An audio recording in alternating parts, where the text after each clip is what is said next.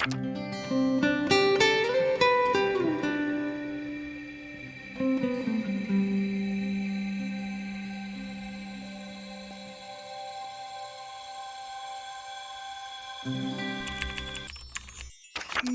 evening, spooks, and welcome to the fourth and final Vlogmas of 2024. I've had a good time. I would do this again in 2025. Let me know if you enjoyed it in the comments down below and whether there's anything you'd like to see more of next year, less of next year, something I didn't even consider next year. I'm always open to suggestions, unless they're mean, in which case, shh. I anticipated reading so much more this week. I did not read that much. I did not finish First Frost. I did not finish Green Glass House. I do not pass go. I do not collect 200. However, I have been having a very nice festive time with family, friends, loved ones, lovers, not plural, and my pets. So it's been a great week, just not a great week for reading. But I did receive more books. So you'll see that book haul portion coming up soon. And don't judge me, thank you. I did leave the house and do some reading outside of the house, which was very nice. I did do some baking, which you don't see the final product because it looked so bad. They tasted amazing. They were circular cookies. They weren't supposed to be. They were supposed to be Christmas tree cookies, but I realized I left the cutters in the attic and I'm not going up there. So I made circular ones using a tub and decided they'd be baubles. But I cannot ice cookies. I have not got the skill required to do that. So they looked kind of strange, but they tasted really good. You will see clips of me opening up the last of my advent. It was great, and I will 100% be doing this again next year. I've already bought, I think, 3 things to go in my advent calendar. Now is the time, because now is when the sales are on. But I really enjoyed forgetting what I'd put in it, and then opening it and being surprised. Like, thank you, past Jess, for this present to present Jess. I also did my usual Christmas Eve ritual of baking and cooking snacks and then putting them all together on a charcuterie / cheese board and putting on the one and only Love Actually. I did also watch Red One, the new Christmas film, which was very funny, not serious at all, and I did enjoy that. I haven't yet watched The Holiday, but it is only the 27th of December and I don't go back to work till January, so I've got time. I will be watching The Holiday. I feel like it's more of a New Year's film anyway. It's like a Christmas New Year, so this is the perfect time to watch it. But I have watched Elf maybe 3 times and The Grinch maybe 3 times, so I am well and truly festive filmed out. I'm already getting into that January reset mood where I want to just like deep clean everything, take the tree down, deep clean, and set some goals, like reading goals. I want to set some writing goals. Video coming on that soon, and I'm just ready to get creative again. Doing the Merry Vlogmas was really fun, but I'm now ready to vlog some other things that aren't Christmas. And I will be doing it all on a new camera. So this ancient iPhone quality that you are used to will be a thing of the past, except for maybe clips in between, but my intros will be filmed in HD quality because I have a new camera coming and I am very excited. Because I have now reached my 1-year posting anniversary on YouTube. Hi, if you've been here from the start, thank you so much. If you've joined along the way, thank you so much. If you are leaving after this video, well, okay, love you, bye. But I have been doing it all on an iPhone XR, which is pretty old, and it's very slow, and it is kind of useless. I'm so sorry, like, I'm scared it's going to be like, consider this deleted, but I am very excited to have a camera, and it's been a long time coming, is all I can say. So let's see how good the quality is in my next intro. But for now, let me roll the clips and enjoy what I've been up to this festive period. I hope you and your loved ones have also had a great break, whether you celebrate or whether you haven't. I hope you've had a lovely week regardless. Okay, bye.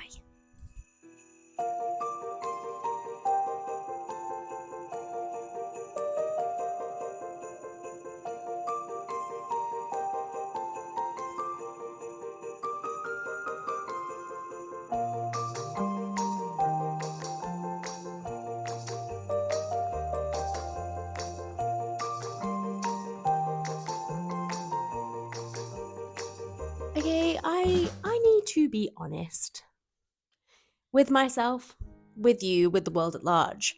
I accidentally bought some books again, and I know 2 weeks ago in my Merry Vlogmas 2, there was a book haul portion from Black Friday. 3 weeks later, we're having another book haul portion. Look, I was hungover, okay? Friday the 13th, you all remember it. Do you remember it? I don't know. I was hungover, and a publisher, should I calm these lights down? Let me calm them down. In waves, sequential, slow glow, slow fade, twinkle flash, whoa. Steady on. Steady on is perfect. So I was hungover, right, on the morning of Friday the 13th after my work's Christmas party. You will have seen the clips if you watched that previous vlog. And I get an email from a publishing company saying, "Hey Jess, would you like 50% off books again?" And I'm like, yes, I would. What are you talking about? Obviously. And look, here is my reasoning. If you've watched some of my previous videos, you will know that the shelf behind me, not currently obviously, I am working my way through all of my TBR books on that shelf, the left half of the shelf, before the end of June 2025. Once I've completed that challenge, I need to be able to pick from some books when I play my TBR game. So logically, I need to have a selection of books to pick from. So my thoughts were, if I build up another TBR shelf, I've got things that I can pick from when I play my TBR game, I can set myself more challenges and work my way through them. There is logic in it somewhere. Okay? That's what we're going to tell ourselves anyway. So that's how I happened upon 7 paperbacks, and I do not remember ordering these. I looked back through my emails, I found the confirmation, I found the sinister email where it said, "Would you like 50% off?" which is probably what led to this, but I don't really remember ordering them. So I'm blaming my hangover? Hi, what do you think? Do you judge me as an owner? No. But anyway, let me just show you what I bought, because what an exciting surprise that I ordered myself and forgot about. And again, only spent £35. Bargain. And I have my laptop here, and I will tell you roughly what they're about, but you know, if you're any more curious, feel free to give it a Google, because I don't have brain capacity to remember even when I buy books, let alone what the books are about. First up, I bought A Haunting in the Arctic by CJ Cook, and I think I mentioned this author in my Goodreads video because I've read quite a few books by them, and I know they have a new release coming out, and I always have a really nice time. They are pitched, I think, as horror, but they're kind of more historical fiction, mystery, thriller, horror, all combined into one. And they're very easy reads, they're very quick, they're very digestible, and I always have a nice time. So I'm happy to pick up another book by the same author. And this one sounds very interesting. I'm just going to vaguely summarize this blurb because it's quite a long blurb. So it's split between 1901 and now, and you know that I like this author if I'm buying a book where the first word on the blurb is 1901. That's not a word, it's a number, but you know what I mean? You know what I mean. So basically there is a whaling ship, and it is sailing. Do they sail? Does a whaling ship sail? Does a whaling ship sail? Does a sailing whale? Wow. Yep, we've lost it. A whaling ship is sailing through the North Sea, and the ship goes missing. And it's found decades later, and there's only one body left on board. And the body left behind has been completely mutilated, and his cabin has been locked from the inside. Everyone else has vanished. You're telling me you don't want to pick up that mystery? Now, urban explorer Dominique travels into the near-permanent darkness of the northernmost tip of Iceland. She's searching for the final resting place of the Ormond's wreck. The Ormond is the ship, and she's determined to uncover its secrets. But she's not alone. Something is here with her, and it's seeking revenge. Gosh. Eerie and atmospheric, a gothic tale, rich in chilling folklore. Ooh. I'm immediately excited to read this one. Can't remember I bought it, but you already know that, right? Book number 1. I definitely remember having a conversation with my partner. Do I like the word partner? With my partner about this book.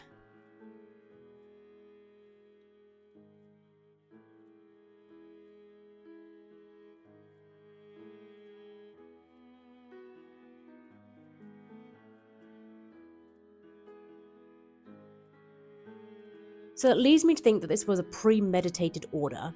But either way, Sweet Pea by CJ Scoos, not CJ Cook. So many CJs.